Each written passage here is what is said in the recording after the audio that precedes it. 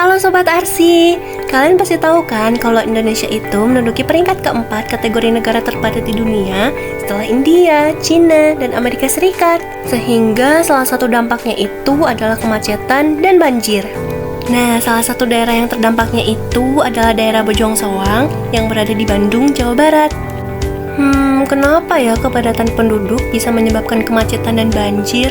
Supaya tahu jawabannya, mari kita simak penjelasan teman-teman kita yang sudah terjun langsung ke lapangan.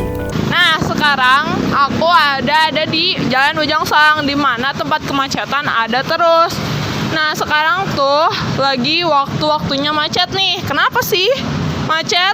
Karena tuh ada jalan belokan yang ngeganggu lalu lintas. Kenapa? Kurangnya lampu lalu lintas yang ada di sekitar Bojong Soang. Kurangnya lampu lalu lintas seperti lampu merah, stopan, itu yang buat menghambat Jalan Bojong Soang menjadi macet.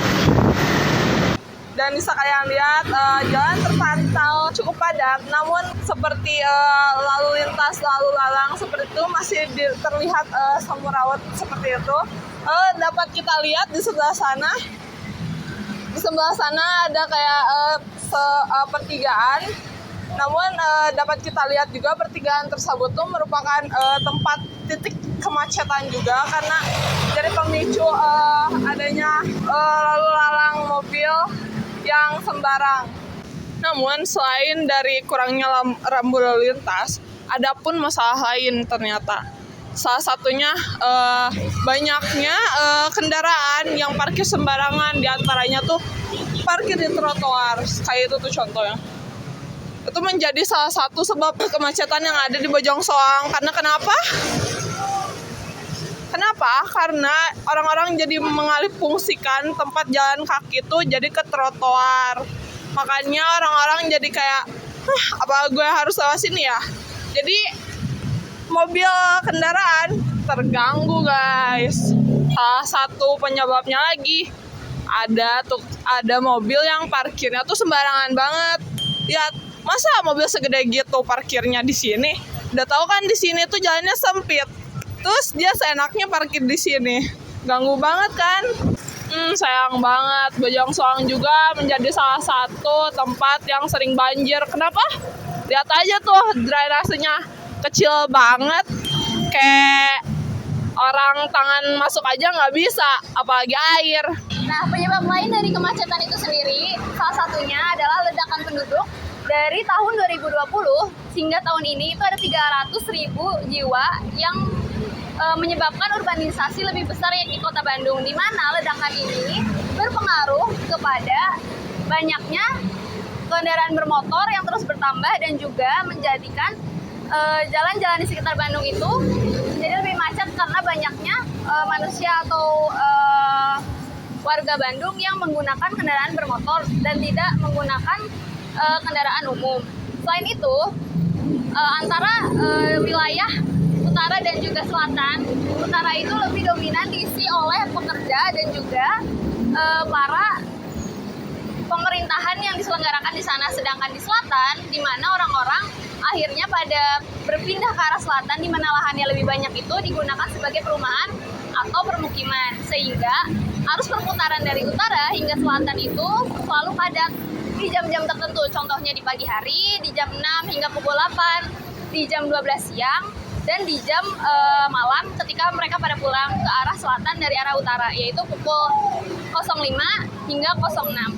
Nah, kalau lagi ada di keadaan kayak gitu, buat kita pengguna fasilitas umum, apalagi yang sering jalan kaki dan menikmati TMB dari arah Bale Endah, itu kalau misalnya turun di sini akan susah untuk nyebrang. Lihat saja nih di belakang aku. Di persimpangan kayak gini nggak ada rambu dan juga ada suara mobil yang mengganggu. Ya, itu salah satu contoh dari semrawutnya kendaraan yang ada di Bojong Soang. Selain itu, balik lagi ke poin yang sebelumnya, di mana kita sebagai pengguna atau fasilitas umum itu tidak bisa sulit untuk nyebrang atau berpindah dari satu tempat ke tempat di sebelah sana apabila tidak ada rambu dan juga zebra cross. Dari sepanjang jalan Jogja, Cikoneng hingga ke arah Telkom, di mana rambu untuk penyeberangan dan juga zebra cross bagi pengguna fasilitas umum menyeberang itu tidak ada. Bahkan jembatan penyeberangan pun tidak pernah dibuat di daerah sini. Nah guys, sekarang aku udah sama orang-orang yang udah ada orang pengalaman sini nih.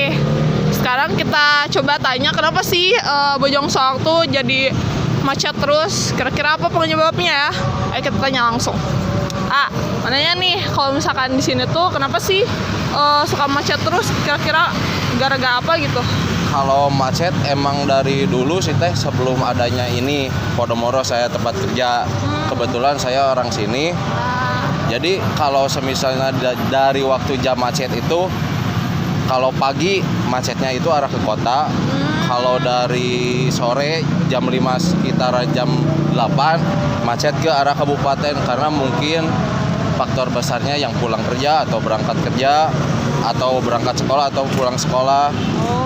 Dan mungkin di setiap jalan raya Bojong Soang ini banyak belok ke masing-masing daerah, seperti daerah sini ke Ciganitri 1, Ciganitri 2, ke kampus Telkom dan sebagainya. Mungkin ada, jadi bisa ngeberhentiin mobil karena mobil banyak dari belakang jadi macet. Kadang kan banyak yang berhentiin. Seperti daerah Ciganitri sama Telkom. Jadi emang gitu teh, di sini dari dulu juga macet. Kalau dari bukan penyebab dari Podomoro, semisal ini teh bukan macet dari sini, emang dari dulu juga macet. Terus kalau misalkan macetnya tuh jam berapa aja sih kira-kira? Soalnya kan kalau dilihat sekarang kan udah kayak lancar lagi gitu. Kira-kira jam berapa aja sih rawan macet kalau di sini tuh? Kira-kira Bapak bisa ya? Mungkin dari jam 3 sampai jam 5 macet ke arah kabupaten, soalnya dari kota ke kabupaten banyak yang pulang kerja, jadi terlalu banyak kendaraan yang muncul ke kabupaten gitu. Kalau misalkan ini kayak setiap hari gitu kan jam kerja gitu, kalau misalkan kita lihat setiap hari tuh jam kerja, apa emang tiap hari juga suka macet atau kadang-kadang doang gitu? Sebesar mungkin ini setiap hari itu macet, tapi kadang-kadangnya itu jarang teh. Jarang. Cuman kebetulan hari ini emang hari-harinya anak-anak sekolah libur. Jadi ya kayak ginilah situasinya, nggak terlalu macet, padat merayap. Jadi bisa kita simpulin nih, berarti kemacetan di sini tuh gara-gara banyaknya orang yang lalu lalang sini, terus kendaraan juga semakin banyak orang yang lewat sini semakin padat juga gitu kan ya. Jadi gitu guys alasannya. Nah sobat, jadi dari video teman kita yang survei ke lapangan langsung, kalian udah tahu kan apa aja penyebab terjadinya kemacetan dan banjir di daerah Bojong Soang? Namun sebenarnya ada penyebab lain dari banjir juga loh, seperti pembangunan rumah di bantaran sungai dan lahan penyerapan air hujan yang dicor atau bahkan didirikan perumahan. Karena sudah semua yang aku dan teman-temanku sampaikan di video ini, kayaknya kita harus berpisah sekarang sobat. Jadi kami tunggu ya kedatangan sobat semua ke kota yang banyak orang bilang tuh Bandung lahir ketika Tuhan sedang tersenyum. Tapi Bandung itu emang seindah itu loh. Di samping penataan kota yang masih berantakan, namun keindahan Bandung itu masih sama. Oke deh, cukup sekian dari kami semua ya. Bye-bye.